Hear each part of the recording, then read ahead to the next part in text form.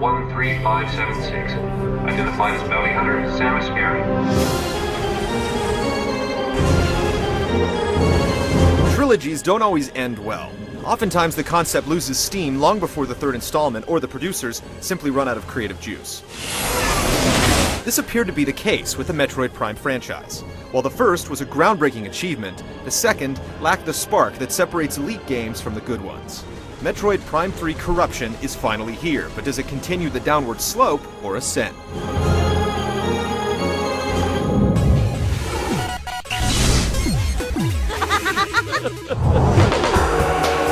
If you completed the prior two Prime games, then it's no secret that Samus was infected with Phazon. This is what Metroid Prime 3 is all about. At the game's outset, there's a setup involving several supercomputers that have been infected with a virus, and it's up to Samus to provide the cure. But this is really just a superficial front, as the crux of the prose is really about Samus' struggle to control the Phazon running through her veins. Prime 3 includes a ton of voice acting and plenty of cinemas, certainly giving it a more commercial appeal. Damn! They're targeting the planetary defense system. At the same time, these elements don't completely invade the experience and rip away the feeling of desolation that has always pervaded the series. There's a lot of exposition off the top. The middle of the game settles into a nice Metroid-esque groove, and then at the end, things are tied together in a mind-ripping conclusion. While the bump in production values is nice, a lot of the dialogue is rather trite. There are a few slight twists and turns, but for the most part, the story is typical Metroid fare. You'll get a much more meaningful experience out of scanning and reading logs than watching the movies.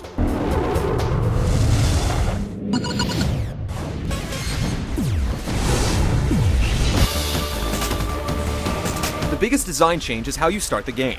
Instead of Samus losing all her powers, she's adequately equipped out of the gate. But that doesn't mean that she doesn't finish the game with a plethora of upgrades. Nothing could be farther from the truth. We don't want to ruin anything, but suffice to say that all of her classic abilities, and some brand new ones, are front and center and executed flawlessly. In prior Prime games, Samus would end up collecting a number of different beam types. Here, they all basically function the same, minus a color swap and the ability to open new areas for passage. To remedy this, an old standby, the Ice Beam, has been converted to a missile attack. Once you've collected a new beam, it inherits all the abilities of the prior beams, and therefore there's no need or ability to go back to the older armaments. Corruption is a much more neatly arranged package than the prior two games. Instead of there being one huge, confusing world, there's a handful of planets that the bounty hunter has to visit along her quest. The areas on each planet are much more compact and much easier to understand, especially when you're looking at the wireframe map. Samus' ship is used to get from planet to planet with multiple landing points on each one, and a number of other things. More on that later.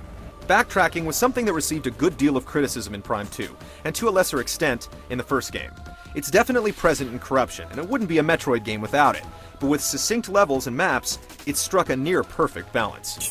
Where objectives are concerned, they run the gamut from investigating energy spikes, defeating certain enemies, defending allies, and more. Make sure enough of them make it safely through this area. There's a checkpoint system that's used, allowing you to continue your game from the last significant event instead of starting from the last save point, which helps curb the frustration. The game moves at a breakneck pace the majority of the time, but then at the end, you're forced to go on a pointless scavenger hunt that grinds things to a halt.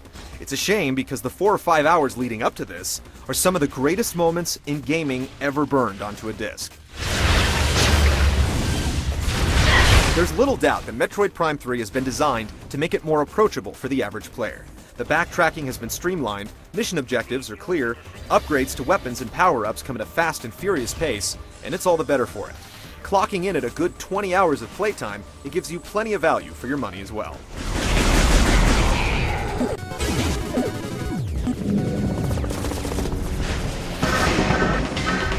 The first Metroid Prime was revolutionary for its lock-on system, and Prime 3 should be viewed in the same light for its targeting. All the promise of sublime first-person controls on the Wii come to fruition here, and simply put, it proves that there's no better control option on any console. You can still lock on to enemies, but you can also fine-tune your aim. The default sensitivity is perfect. You'll be picking off the smallest of enemies from a distance with pinpoint accuracy after just a few minutes of play, and you'll never want to play a shooter with dual analog sticks ever again. It's that good. The one issue is the aiming reticle. Because the game is so colorful and frenetic, it can sometimes blend into the background, making it difficult to line up shots. This aside, the projectile combat is simply incredible. The other Wii-specific controls don't fare quite as well. You'll be doing everything from flipping switches to shaking off enemies, but like a lot of other Wii games, it has problems picking up when the controller is getting closer to or farther away from the screen. It can be annoying, but thankfully, it's not a huge part of the gameplay, and you're never under duress when you're trying to make it work. It wouldn't be a Metroid game without the Morph Ball, and Corruption gives you just enough of Samus's spherical form without going overboard. There are 4 different visors in the game, and you get the typical combat and scan shields, but there's also an X-ray visor, and most importantly, the command visor. This allows you to control Samus's ship, and you'll be surprised at just how versatile it can be. Not only can you call it in for bombing runs, but you can also use it as a portable save point if you find a landing pad, as a platform to reach new areas, and much more. You'll find yourself building a bond with the ship, which is something you rarely see in games. Swapping visors is a snap, and overall, the way Corruption handles so many commands with just a few buttons is worthy of commendation. In another nod to commercial viability, on its default setting, Metroid Prime 3 doesn't present much of a challenge.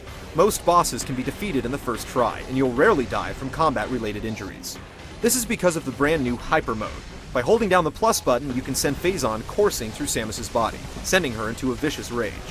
The game's most feared enemies can be decimated with just a few blasts, and it quickly becomes a crutch to lean on anytime the chips are down. Quibbling issues aside, playing Metroid Prime 3 can be a near-religious experience. This is one of those games where everything comes together and just clicks. The learning curve is slight, the targeting is razor sharp, and the action is practically non-stop.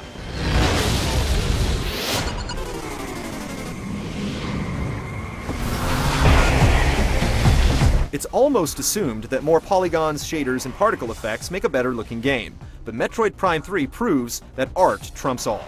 Easily the most visually impressive Wii game, it can hold its own against any title on any other platform. It runs like greased lightning, never pausing or stuttering, despite whipping the poor little Wii's processor into a tizzy. Not to say it's not technically impressive though, it's pushing loads of geometry, all while displaying incredible particles, transparencies, bloom, and much more. It's one of those games that looks better and better the farther you go, motivating you to turn the next corner to view the next breathtaking vista.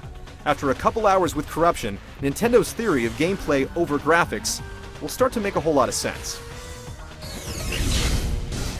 The original Metroid Prime is one of the highest rated games in existence, but Metroid Prime 3 Corruption is easily superior. It's far less frustrating and more action-packed, while managing to redefine console shooting controls in the process. Hardcore Metroid purists may cry foul, but for everyone else, this is the Metroid we've been waiting for, with literally dozens of set-piece moments that will grip you up, shake you around, and leave you begging for more.